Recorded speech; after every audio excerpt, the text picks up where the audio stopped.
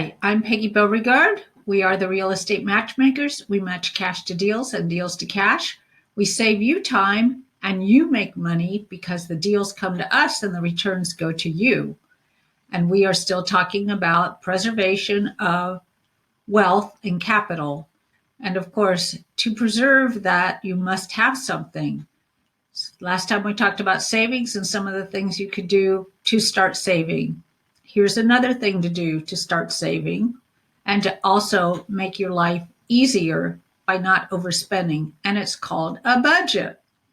So a budget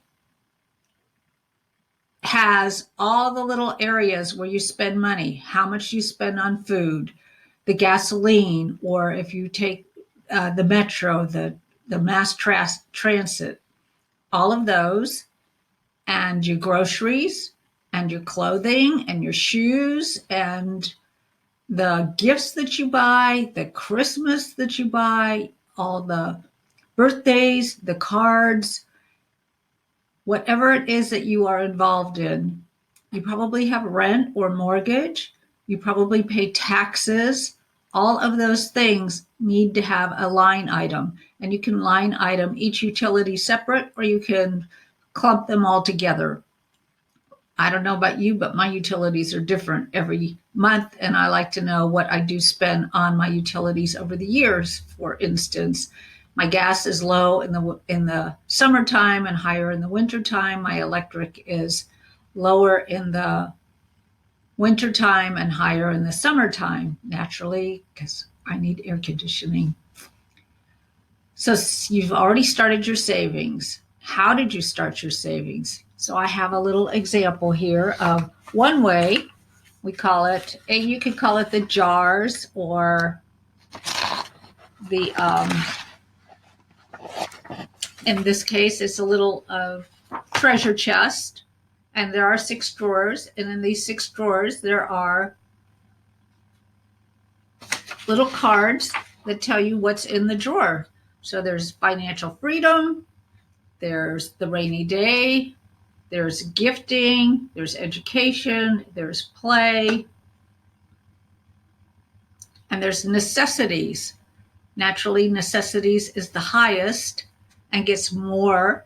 And you could look at what your budget looks like and make that decision, what you think should go into your budgeting. I did a course with someone called T. Harv Eker. He likes to do 55% into your necessities and 5% into your savings. However, most everyone will tell you 10% your tithing that you give to your charities, your church, or whatever it is, the homeless, those people, and then you would cut down a little bit on your others. So always get your education. Make sure you have play. Both of those are super important. How can you have a great life unless you get educated and have time to play? So that's the jars. And then there's this little thing called a piggy bank.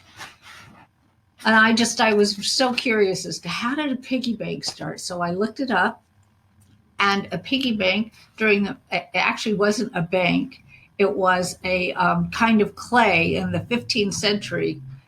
Metal was expensive and seldom used for household wares. Instead, dishes and pots were made of an economical clay called pig. And whenever people had spare change, they would throw it into one of their clay pots, their pig pot. And they called this their pig bank or their piggy bank. And in England, they took this material, this pig, and as a joke, made pigs out of it. And then they called it a piggy bank. So it didn't turn into a joke, and look at where it is today. Almost everyone has a piggy bank, and it might not look like a pig. I actually have one that my grandmother painted a little girl on and gave to me. And it doesn't have any way to get the money out. Like there's no thing at the bottom that turns to open it so the money comes out. So the only way to get the money out is to lay on your back, hold it upside down, and put a knife in so that the money slides on the knife and it slides out. I used that for years and years and years and years. That's when you're doing one kind of savings. I now do different kinds of savings, but when you're a kid, got to have something. So there you go. Okay, then there's a bank or a credit union. You could open an account there. Um, and we already talked about how you use your company, and those are usually 401ks. And then there's always the mattress, though you won't earn any interest. Remember that. And if there's a fire, it will burn up. So remember, the best place for your money is not really under your mattress. Go buy a real safe or open a safety deposit box or someplace to preserve your cash so it doesn't burn or melt. And then there are money market accounts.